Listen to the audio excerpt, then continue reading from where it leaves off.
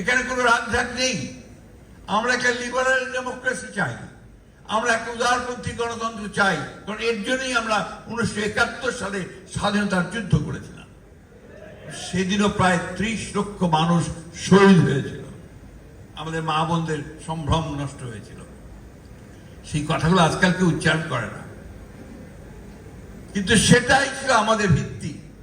সেই ভিত্তিটার উপর করেই আমরা কিন্তু সামনের দিকে এগিয়ে আজ পর্যন্ত এইখানে এসেছি। অনেকেই হতাশ হয়ে যাচ্ছেন আপনারা, আমাদের নেতা কর্মীরা অনেকেই হতাশার কথা বলেছে, দুঃখের কথা বলেছে, ক্ষোভের কথা বলেছে। কিন্তু আমি আমার এই বয়সে, অনেক বয়স আছে, আমি কিন্তু এতটুকু হতাশ নেই। বাংলাদেশে এই ভূখণ্ডের মানুষের এটাই হচ্ছে ইতিহাস। লড়াই করে করেই বাংলাদেশের মানুষ বেঁচে থাকে এবং ঝড় ঝঞ্ঝা সাইক্লোন সমস্ত প্রাকৃতিক দুর্যোগকে উপেক্ষা করে বাংলাদেশের মানুষ বাঁচার স্বপ্ন দেখে। এবং একটা জিনিস খেয়াল করে দেখবেন যে রিক্সা চালায়, রিক্সা চালক, রিক্সা শ্রমিক ভাই, সে পর্যন্ত যখন রিক্সা চালানোর পরে একটা গাছের ছায় আসে, রিক্সা থেকে একটু আরাম করে, তখন তাকে গিয়ে আপনি জিজ্ঞেস করেন, ভাই কেমন আছেন? দেখবেন খুব হেসে উত্তর দেবেন, ভালো আছে। তো প্রত্যেকটা মানুষের মুখে একটা হাসি আছে, এত কষ্ট, এত ত্যাগ চিৎকার পরে।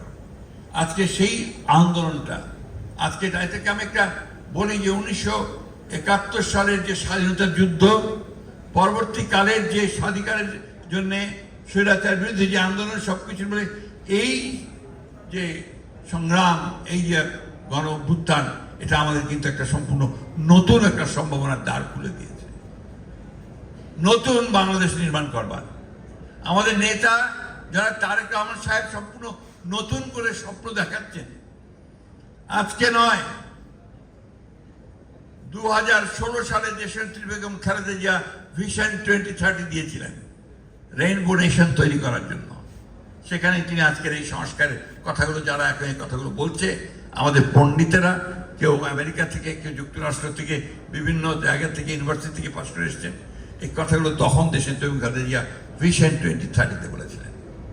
এবং আমরা যখন এই ফ্যাসিস্ট হাসিনা সরকারের বিরুদ্ধে ঐক্যবদ্ধ লড়াই শুরু করলাম, অন্যান্য দলগুলোর সঙ্গে কথা বললাম, করে বাম ডান সমস্ত দলগুলোকে যখন একখানে নিয়ে আসলাম, আমরা কিন্তু আলোচনার মাধ্যমে আবারও ওই রাষ্ট্র সংস্কারের আমরা কর্মসূচি গ্রহণ করেছিলাম। কারণ আমরা উপলব্ধি করেছিলাম যে বর্তমান যে রাষ্ট্র কাঠামো আছে, এই রাষ্ট্র কাঠামোর মধ্য দিয়ে বাংলাদেশের মানুষের আশা আকাঙ্ক্ষা পূরণ হবার নয়।